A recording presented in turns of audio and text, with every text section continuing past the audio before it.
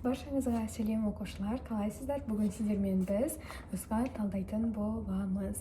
Сіздерге бір нақты нағыз ұбт-да келіп жатқан сұрақтарды талдап, саралап сіздерге түсіндіретін боламыз. Сіздерге айтатын керемет бір жаңалығым бар. Алла қаласа, осы бір апта көлемінде, бір аптадан кейін бастап қаламын. Инстаграмды нақты жүйелі түрде қолға алайын деп жатырмын. Кәдімгідей полностью өзімнің фокусымды осы биологияға саламын. Инстаграмда релстар күніне 3 мезгіл өзі уақыттарын белгілеп жатырмын, сол бойынша салып, инстада осы биологияны контент ретінде, релс ретінде өте жоғары деңгейде түсіріп салатын боламын, кәдімгідей тақтамен бірге. Алла қаласа, сол видеоларды көруден қалып кетпеу үшін қазір ютубтағы осы видеоның астына инстаграмымыздың ссылкасын тастап кетемін. Bioboost.kz біздің биологиямыздың аты. Яғни соған өздеріңіз қалауларыңызға байланысты тіркеліп алсаңыздар болады.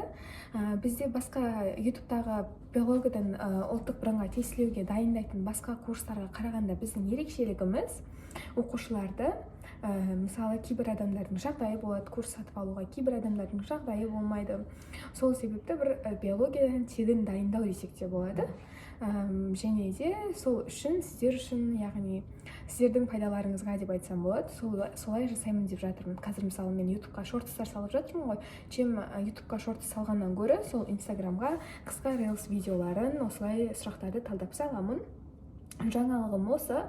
Және де ютубқа бұдан кейін, алла қаласа, сол басталғаннан кейін тек қана кәдімгі бір үлкен нұсқа талдау дайындаймын. Мысалы 50 сұрақтық, қазір 50 сұрақтық болса, мысалы 50 балдық, то есть соған сұрақтарды солай бір нұсқа талдау дайындаймын үлкен етіп. Мысалы қанша уақытым кетеді, 1 сағат кете ма, соған байланысты жақсылап талдап, саралап, солай нұсқа талдау жүргізетін боламын болашақта.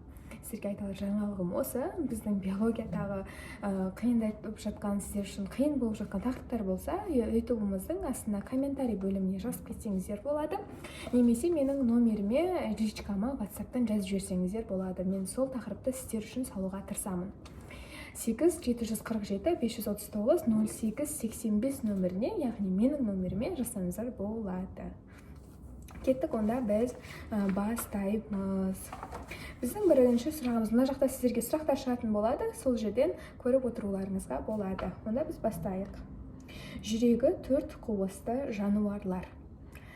Бұл сұрақта көп адамдар қателеседі. А жауабы балықтар, Б көлбақалар, С кесірткелер, Д жыландар, Е қосмекенділер, Ф құстар, Ж сүтқоректілер, H тасбақалар. Бұл көп жауапты сұрақ екен. Жүрегі 4 қуысты ағзалар десе нені белгілейміз? Құстарды белгілейміз. Және де сүтқоректі адамдарды белгілейміз. Жүрегі 4 қуысты. Кеттік. Келесі, ұйқы безінің ферменттері.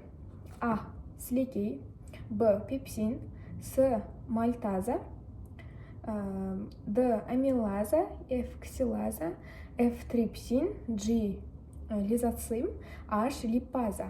Ұйқы безінің ферменттері десе, обязательно амилаза, трипсин, липаза. Осыны жаттап аламыз. Амилаза, трипсин, липаза.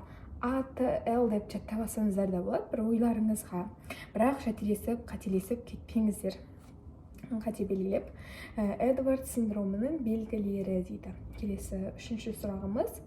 А бізде көздері көгілдір түсті, Б көру мүкістігі, С жыныс безері жетілмеген, Д сүйектері өте ауыр, Ф мұрындары жалпақ, Ж иықтары үлкен, H құс тұмсық.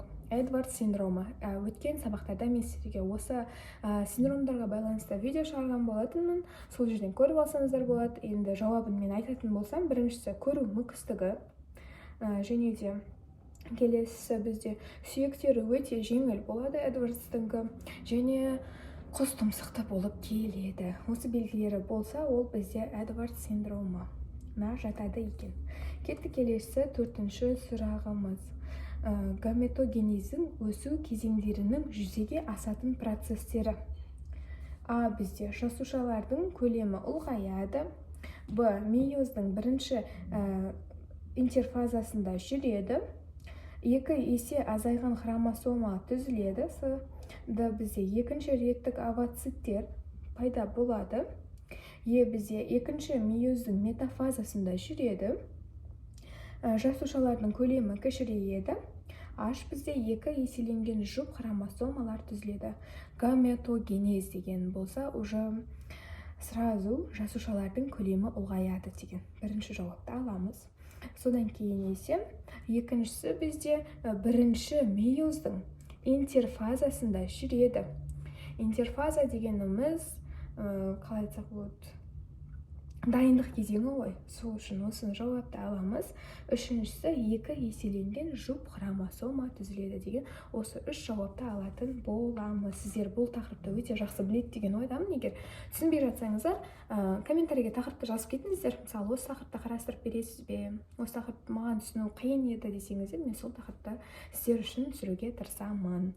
Кеттік. Нүктелік мутацияның түрлері: А. Транзиция, Б. Мутатор, С. Делеция, Д. Аллоподия, Е. Инсерция, Ф. Гетероплоидия, то есть G бізде антимутатор, H бізде автоподия дейді. Бұл жерде өзі нақты айтып тұрғандай нүктелік мутацияны білетін адамдар бұл жерде нақты белгілей алады. Транзиция, делеция, инсерция. Осы үшеуі ерекше болып тұр. Қалғандары білмеймін, бір қисынсыз сұрақ жауаптары екен. Кеттік келесі сұрағымызды талдайық. Уақыт бірлігінде экожүйеде түзілетін органикалық заттардың мөлшері қалай аталады? А. Сандық пирамида, биомасса пирамида, өсім қарқыны, биомассаның өнімділігі, популяцияның тығыздығы. Уақыт бірлігінде экожүйеде түзілетін органикалық заттардың мөлшері. Значит, сіздерге мөлшер деп тұр. Бұл жерде биомасса, қараңыздар, өлшемі болған үшін, және өнімділігі деген осы да жауабын аламыз. Кеттік келесі. Кребс циклінде жүзеге асады. Кребс циклы деген өте қиын сияқты болып көрінгенмен өте оңай тақырып. Егерде қиналатын болсаңыздар, мен сіздерге жақын арада әдемілеп видео түсірейін. Кеттік. Кребс циклінде жүзеге асады. Біріншісі митохондрияның сыртқы мембранасында, жоқ. Б. Тегіс эндоплазмалық торда, ойланып көруге болады. С. Бұдыр эндоплазмалық торда. Д. Митохондрияның ішкі мембранасында. Е. Митохондрияның матриксінде. Кребс циклы жүзеге асады бізде митохондрияның матриксінде. Өсімдіктердің өсуін ингибирлейтін зат: ауксин, этилен, гиберелин, цитокинин, цитозин.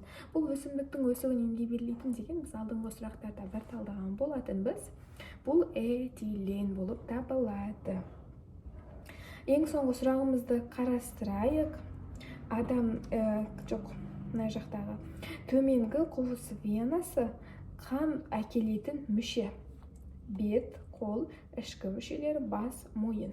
Төменгі қуыс венасы қан әкелетін мүшелер, ол ішкі мүшелер болып табылады. Значит, жауабымыз С. Оқушылар, бізбен бірге болғандарыңызға көп рахмет. Алла қаласа, сіздерді мен өз инстаграмымда күтетін боламын. Мына жаққа инстаграмымды, ютубта да тастап кетемін. Подписаться етуді ұмытпаңыздар. Алла қаласа, сіздер үшін пайдалы видеолар түсіретін боламын. Жақсы, келесі жүздескенше сау саламатта болыңыздар.